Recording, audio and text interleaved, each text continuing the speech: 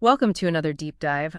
Today, we are plunging into a really mind-bending set of sources. Definitely mind-bending. We've got, ancient texts, bits from Acts, John, Matthew, but also these quite profound notes talking about what they call the first God and the second God. Mm-hmm.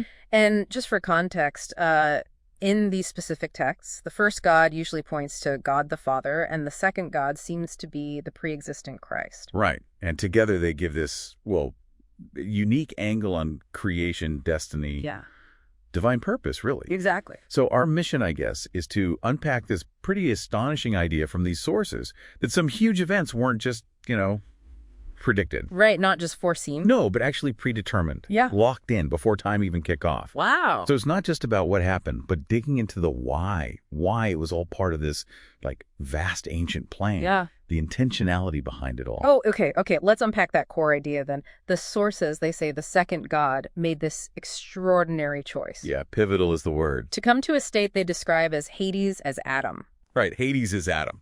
And we should probably clarify, this isn't like the Greek underworld myth. No, definitely not. It's more symbolic, right? Yeah. A willing descent into the full human condition, taking on Adam's form, humanity's starting point.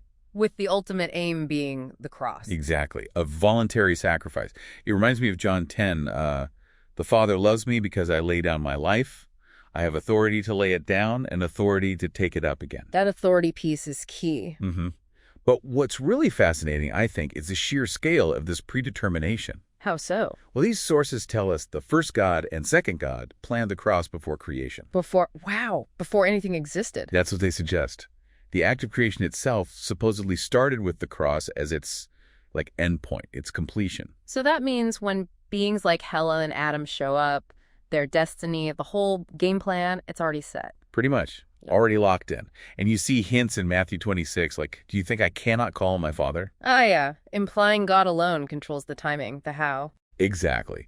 It suggests a level of divine sovereignty that's, it's hard to wrap your head around. It is. And, for a lot of people, that idea, such a huge preset plan, it probably bumps up against ideas of free will. Oh, absolutely. That's a whole other deep dive, maybe. Right.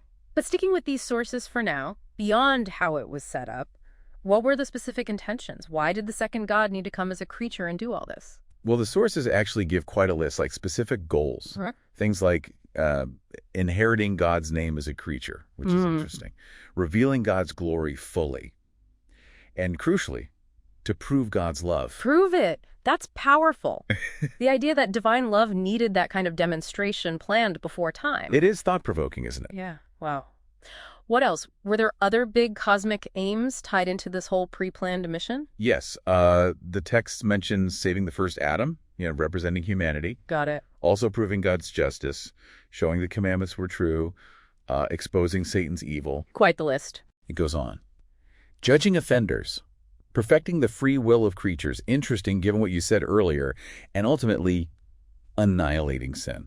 Completely wiping it out across all space-time. Thereby completing creation itself. Exactly. Completing the project, so to speak. And Acts 4 kind of sums it up, right? Saying events unfolded just as God's power and will had decided beforehand should happen. So, stepping back, what does this all mean for you listening to this? Thinking about your own sense of purpose or destiny. It's certainly powerful perspective, isn't it? Suggesting that maybe the biggest moments, the turning points, aren't random, but part of this incredibly detailed ancient design. Yeah, it shifts your view from, pure chance to deep intentionality. Right. And if you connect that to the bigger picture, it really encourages you to think about how deeply linked everything might be, part of some overarching plan. It makes you wonder about the layers of purpose under, everything we experience, even the small stuff. Absolutely. So here's a final thought to maybe chew on. If creation itself really did begin with the end game, the cross already fully mapped out, what does that truly imply about our journey, about the choices we make within that massive, potentially predetermined framework?